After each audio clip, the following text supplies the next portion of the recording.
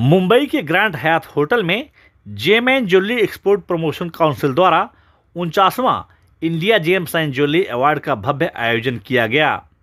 इस award function में केंद्रीय वाणिज्य एवं उद्योग मंत्री पीयूष गोयल ने देश के 27 बड़े एक्सपोर्टर्स को देश के निर्यात में बेहतर योगदान देने के लिए India gem and jewellery award से सम्मानित किया। इस अवार्ड समारोह में देश भर से आए निर्यातकों को संबोधित करते हुए पीयूष गोयल ने कहा कि ज्वेलरी इंडस्ट्री ने एक्सपोर्ट की दिशा में ऐतिहासिक कार्य किया है और सभी अवार्ड विनर बधाई के पात्र हैं। कला के क्षेत्र में पूरे विश्व में आज भारत के जो संगीत है, भारत के संगीतकार हैं, उसका बोलबाला है।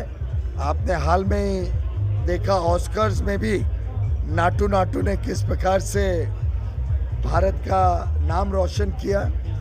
इसी प्रकार से चाहे वो जेम्स का सेक्टर हो, डायमंड ज्वेलरी का सेक्टर हो, अब लैब ग्रोन डायमंड जिस पे सरकार बहुत अहमियत दे रही है, ये सेक्टर्स भी भारत में तेज गति से बढ़ रहे हैं। करोड़ों ऐसे लोग हैं जो इस सेक्टर के साथ डायरेक्टली इनडायरेक्टली जुड़े हुए हैं। लाखों लोगों को नौकरी इस सेक्टर में मिलती है और आगे चल के जब हम विकसित भारत का काम पे उसको अचीव करने के लिए, उसको सच्चाई में परिवर्तन करने के लिए सब काम करते हैं, तो मैं समझता हूँ इस सेक्टर का भी बहुत बड़ा रोल रहेगा।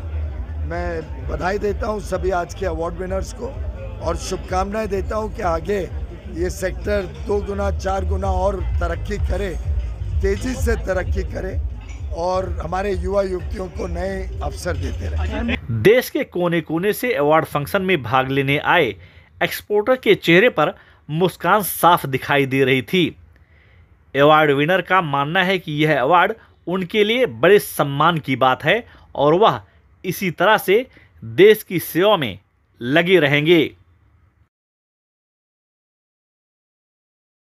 तीसरा अवार्ड है, हैट्रिक अवार्ड है हमारा, तो जेम एंड ज्वेलरी को थैंक यू बोलना चाहूँगा। हम एक्सपोर्टर मैन्युफैक्चरर को प्रोत्साहन देने के लिए इसी तरह अवार्ड देते जाए, हम मेहनत करते जाएंगे। हम लोग इंडिया के नंबर 1 एक्सपोर्टर है और कंटिन्यू 3 ईयर से हम लोग का फर्स्ट सेकंड थर्ड ईयर है, नंबर 1 अवार्ड है। इस साल मेरा अवार्ड जो अभी इस बार मेरे को अवार्ड मिला वो मेरा 2000 करोड़ का एक्सपोर्ट था करके बने, highest export all over India. तो ये भी एक बहुत बड़ा अचीवमेंट है और नेक्स्ट ईयर भी हम लोग कोशिश करते हैं। ये कमिंग ईयर में मेरी इच्छा है 2500 से 3000 करोड़ करने की, एक्सपोर्ट करने की। तो ये जो अवार्ड है वो हमारी जो पूरी टीम है उसके हार्डवर्क से मिला है और ये एक अवार्ड खाली अवार्ड नहीं है, एक मोटिवेशन है पूरी टीम के लिए कि कैसे ये अवार्ड मिलने के बाद सालों साल कैसे हार्डवर्क करते रहे और जो भी टारगेट है वो अचीव करे।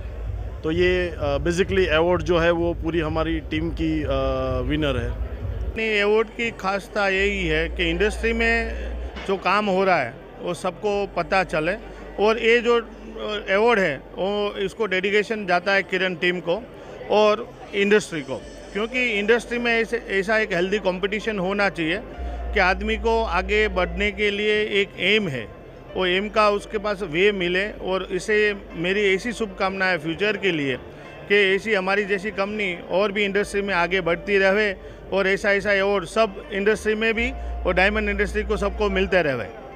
मेरे लिए 4 C's जो होते हैं डायमंड के, वहाँ की जर्नी से अपना खुद का ब्रांड मैंने लॉन्च किया है यूपी शहर में, जो कि उन लेडीज़ और लड़कियों के लिए हैं जो कि अपनी खुद की ज्वेलरी पहनना चाहती हैं, अपनी माँ की नहीं।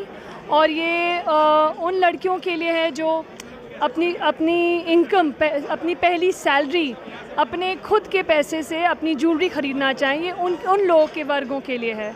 तो मैं बहुत ही आई एम वेरी ग्रेटफुल कि और मैं बहुत ही अपने आप को फॉर्चुनेट समझती हूँ कि मुझे अपने करियर की इतनी जल्दी ही शुरुआत पे इतना बड़ा अचीवमेंट मिला है। और मैं अपनी दोनों माँओं से प्रेरित हूँ, मेरी डॉक्टर वाली मदर जिन्होंने मुझे जन्म दिया है और जो मेरी सास है जो कि एक बिजनेस वुमन है, ये दोनों अवार्ड्स उन्हीं के लिए। देश के एक्सपोर्टर एंड इंपोर्टर को संबोधित करते हुए केंद्रीय मंत्री पीयूष गोयल ने कहा कि मुंबई के सिब्स में बन रहे मेगा कॉमन फैसिलिटी सेंटर सितंबर 2023 तक पूरी तरह से बनकर तैयार हो जाएगा।